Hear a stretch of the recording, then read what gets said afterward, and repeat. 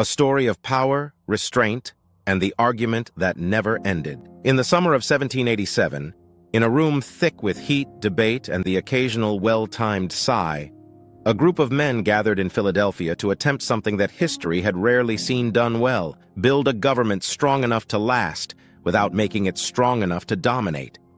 They were not naive. They had just lived through the limits of the Articles of Confederation, a system so cautious of power that it could barely act. States behaved like loosely affiliated neighbors, cooperative when convenient, independent when not. It was liberty, yes, but liberty without structure. And structure, as they were learning, matters. So they began again. The opening line that changed everything. When the final document emerged, the United States Constitution, it didn't begin with a king, a parliament, or even the states. It began with 5 words: "We the people." That phrase was not decorative. It was revolutionary. Power, it declared, would not trickle down from authority. It would rise from the governed.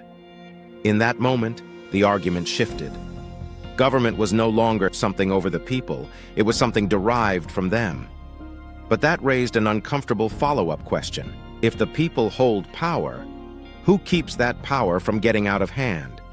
Enter the argument: Federalists versus Anti-Federalists outside the convention hall and eventually inside pamphlets, newspapers, and conversations across the states. A great debate unfolded. On one side were the Federalists, voices like Alexander Hamilton and James Madison, who believed the Republic needed structure, real authority, clearly defined, capable of action. They wrote what became the Federalist Papers, a series of essays that read like a masterclass in political architecture. Their argument was straightforward: a government too weak to govern will not remain free, it will collapse. On the other side stood the Anti-Federalists, less centralized in voice but equally serious in purpose. They weren't opposed to government, they were opposed to unchecked government. They asked questions that didn't go away. Where are the limits? Where are the protections? What stops this system from becoming the very thing it replaced? If the Federalists were building the engine, the Anti-Federalists were inspecting the brakes. And here's the part worth remembering: both were right. The legislature, where power is measured carefully. From that tension came Article 1, the legislative branch. Not a single body, but 2. The House of Representatives, fast-moving, responsive, tied closely to the people. Elections every 2 years ensured that if representatives forgot who they served, reminders would arrive promptly. The Senate, slower, more deliberate, originally chosen by state legislatures. Designed not to rush, but to consider. It was not redundancy. It was restraint by design. Some say George Washington once described the Senate as a saucer meant to cool hot tea.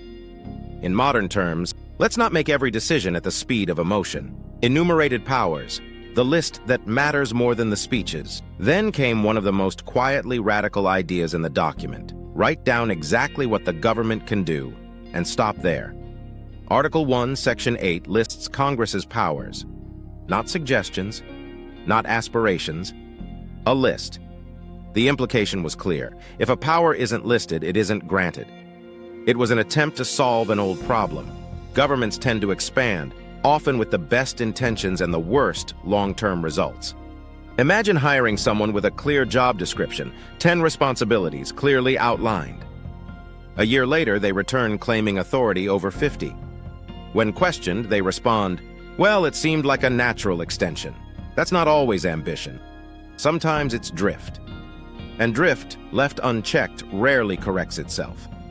The power of the purse, where theory meets reality. Of all the powers granted, one stood above the rest in practical importance: control over money, taxation, spending, allocation.